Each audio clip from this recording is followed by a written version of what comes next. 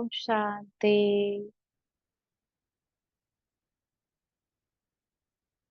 आज का विषय है इस दुनिया में इतने अपरम अपार दुख क्यों हुए हैं। पहले तो अपरम अपार सुख थे जब इन्हें लक्ष्मी नारायण का राज्य था।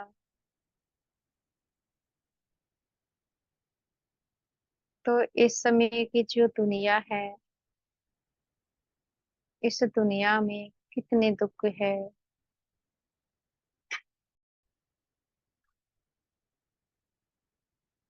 यह जो इस समय के दुख है, आखिर क्या कारण है, क्यों इस दुनिया में इतने दुख है।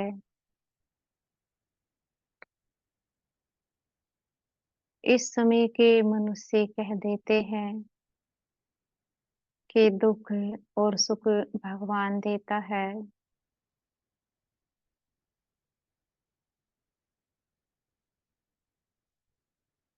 सुख तो अवश्य भगवान देता है, पर दुख वह भगवान नहीं देता है।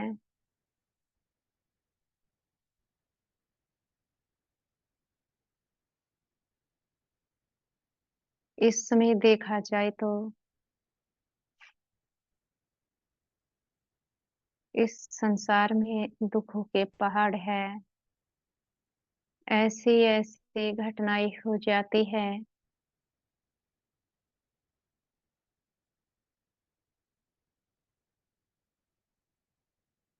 जो सुनी भी नहीं जा सकती। आखिर इन पाप कर्मों के पीछे कौन है? क्या भगवान मनुष्यों को ये बुद्धि देता है कि पाप कर्म किए जाए?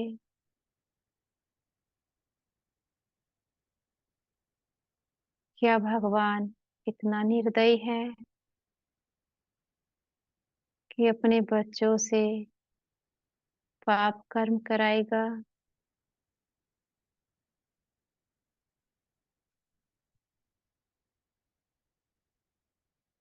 यह तो मनुष्यों की अपनी मत है। अपने किए गए गलत कर्मों का दोष भगवान को दे देता है।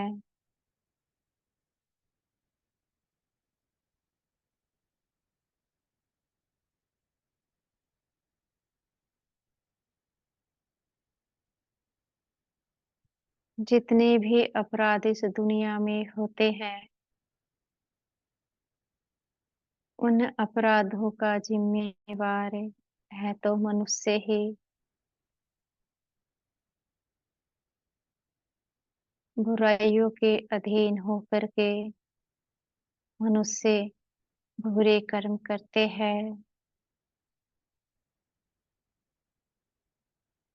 अब जरा विचार करें, जिस समय बुरे कर्म करते हैं, क्या भगवान से पूछ कर करते हैं हम इन कर्मों को करने जा रहे हैं? क्या भगवान की परमिशन लेते हैं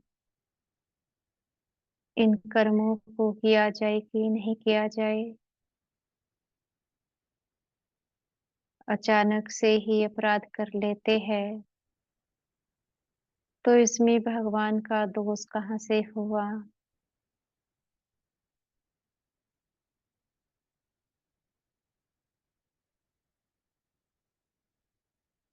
स्वयं ही जिम्मेदार है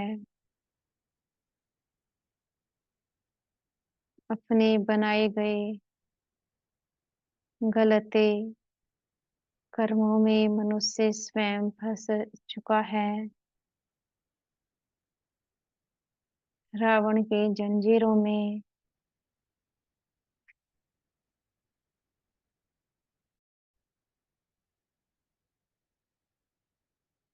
इस समय का मनुष्य जगड़ चुका है।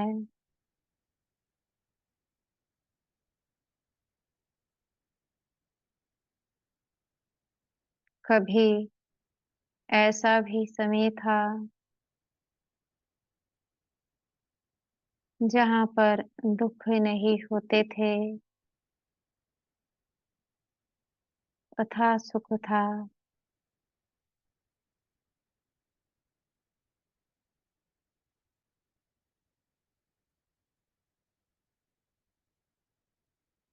अब उस सुख की दुनिया को बनाने वाला भी तो ज़रूर कोई ना कोई होगा, किसने उस दुनिया को बनाया होगा, जिसमें कभी सुख ही होता था, जहाँ पर लक्ष्मी नारायण राज्य करते थे।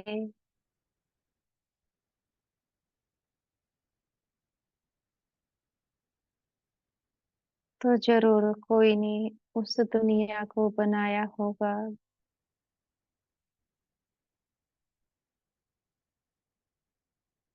जहाँ पर लक्ष्मी नारायण और उनकी प्रजा भी होती थी।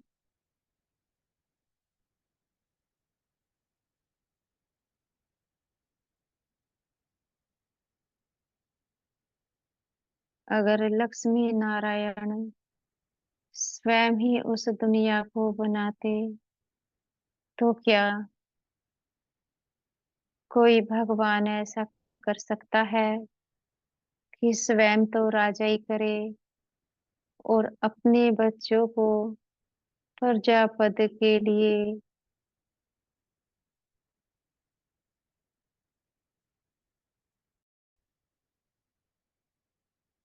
पाठ निभाए, जैसे कि लक्ष्मी नारायण कितना बड़ा पद है और उनकी प्रजा को देखा जाए साधारण गरीब। अब प्रजा तो रईस है नहीं, तो फिर जो लक्ष्मी नारायण है वे इतने रईस कैसे बने, यह सोचने की बात है।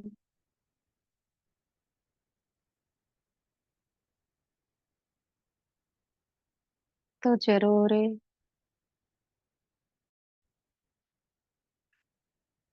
जो लक्ष्मी नारायण है उनको बनाने वाला कोई होगा।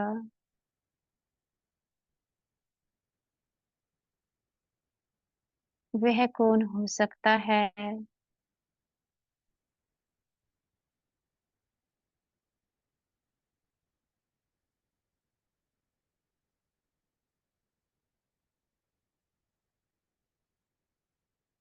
वह है परमपिता परमात्मा शिव। अब कैसे कहे कि परमपिता परमात्मा शिव उन्होंने लक्ष्मी नारायण को ऐसा बनाया है। इस समय को देखना है, इस समय वह फिर से लक्ष्मी नारायण जैसा हम सबको बनाने आए हुए हैं, क्योंकि इस समय की जो दुनिया है वह भ्रष्टाचारी हो चुकी है, कर्मों से भी गिर चुकी है और ये धर्म से भी गिर चुकी है। इस समय कितना अपराध है, इस समय के मनुष्य कहीं भी देखो भगवान को ही किसी न किसी नाम रूप में पुकार रहे हैं, बस जानते नहीं है वह भगवान कौन है।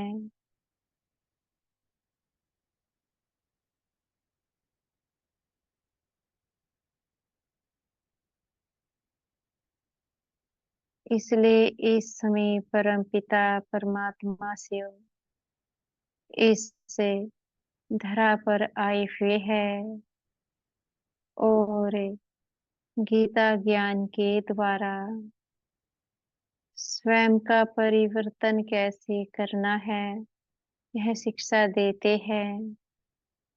गीता ज्ञान यह वह ज्ञान है जिसको सुनने से, समझने से, धारण करने से जीवन का परिवर्तन हो जाता है।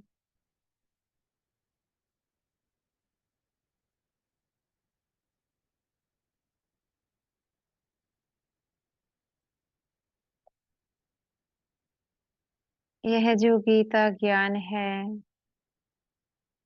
जरूर कभी लक्ष्मी नारायण ने भी सुना होगा, तभी तो वे इतनी ऊंच बने हैं।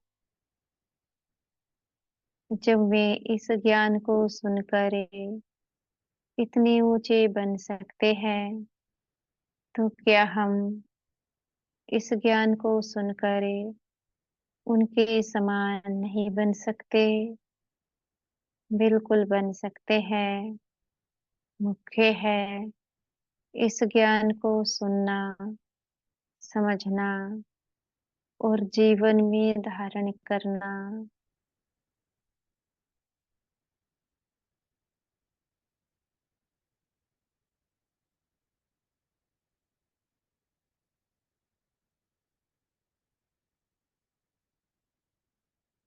इस समय परमपिता परमात्मा शिव कहते हैं कि जो मनुष्य है वह 5 बुराइयों के अधीन होकर कर्म करता है, इसलिए दुखी है। वह सबको दुखों से छुड़ाने आए हैं और दुखों से छूटने का एक ही उपाय है, बस उनको याद किया जाए।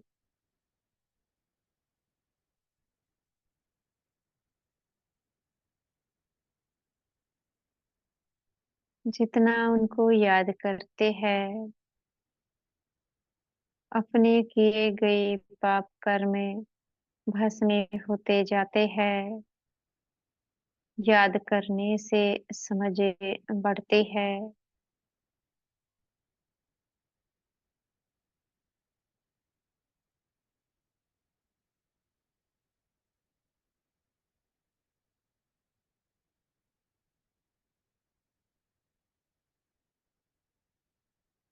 यह कलयुग के अंत का भी अंत समय है और इस अंत समय के संगम युग पर शिव बाबा आते हैं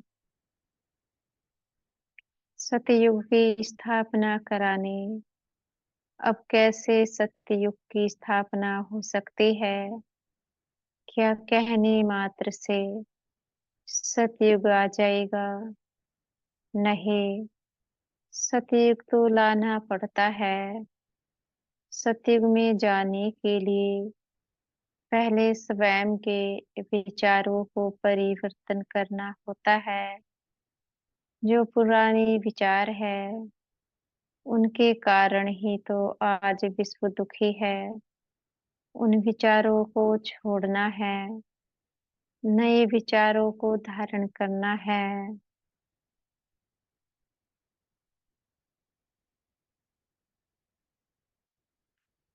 नए विचार क्या है और पुराने विचार क्या है?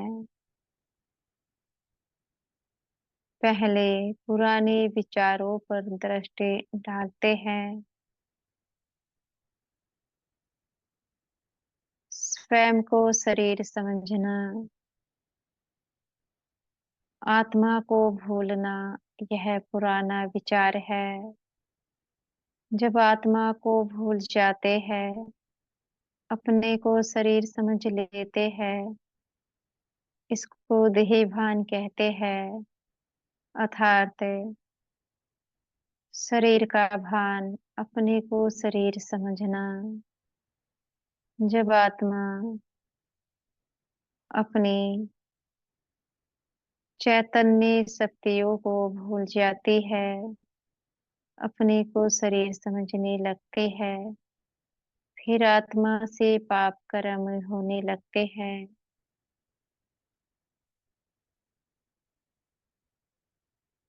आत्मा पांच बुराइयों के अधीन हो जाती है।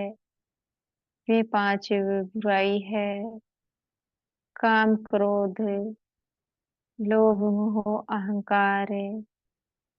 इन पांचों के अधीन होकर के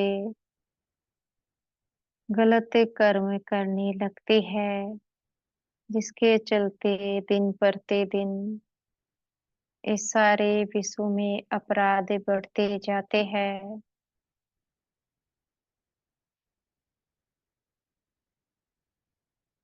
इस समय परम पिता परमात्मा सत्य ज्ञान देकर पांच बुराइयों से हम सबको छुड़ाते हैं।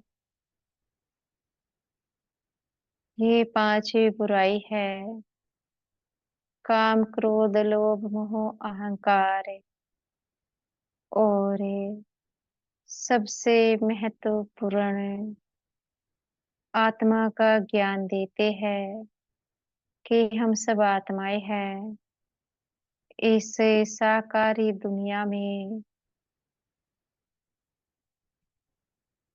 केवल हम अपना पार्ट बजाते हैं शरीर का आधार लेकर। पर होता क्या है, जो आत्मा है वह कर्म करते करते पाप कर्म करने लगती है, अपने को शरीर समझ लेती है। जैसे ही शरीर का भान आने लगता है, आत्मा के गुण और शक्तियाँ कम होने लगते हैं। गुण और शक्तियाँ कम हो रहे हैं, पाप कर्म बढ़ रहे हैं।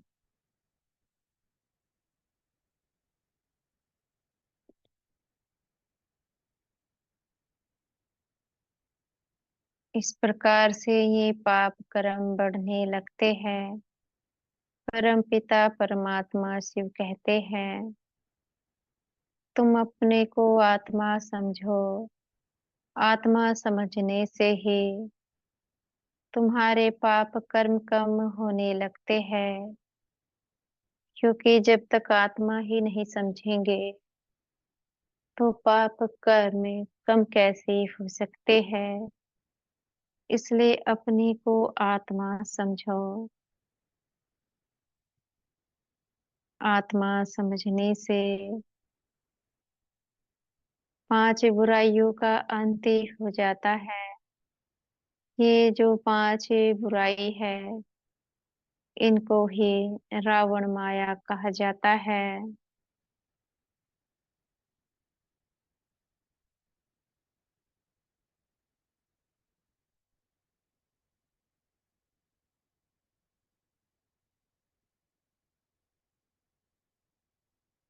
इस समय परम पिता परमात्मा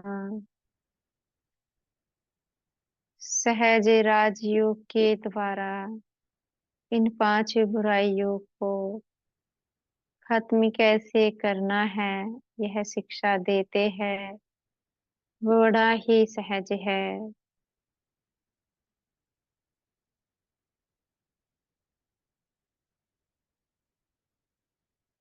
घर गृहस्थ में रहते हुए बाबा को याद करते रहो और जो शिक्षा बाबा देते हैं उस शिक्षा को धारण करना है।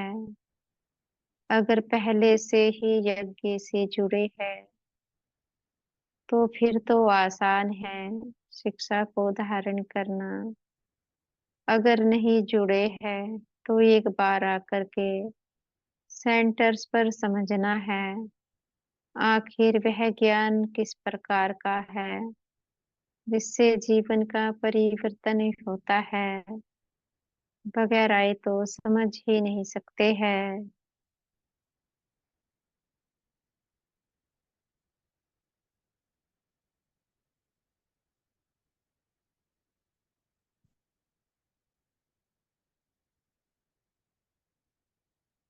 समय बहुत थोड़ा है। समय रहते स्वयं का भी कल्याण करे अपने परिवार का भी कल्याण करे। अच्छा, ओम शांति।